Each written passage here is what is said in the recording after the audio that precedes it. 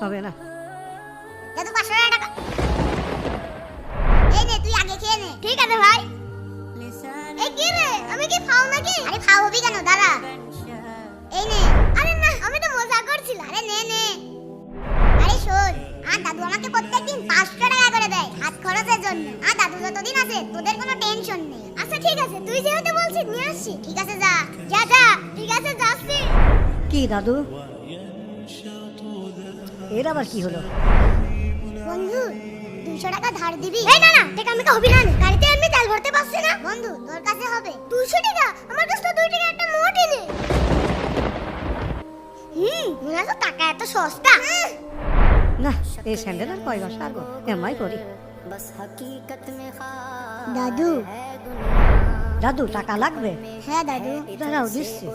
এই নাও, এখানে 110 টাকা আছে। দাদু চলো বাজারে যাই। কেন দাদু? দাদু তোমার জন্য একখান স্যান্ডেল কিনতে হবে। বন্ধুরা দাদুকে ভালোবেসে থাকলে এক্ষুনি ভিডিওতে লাইক করে দিন।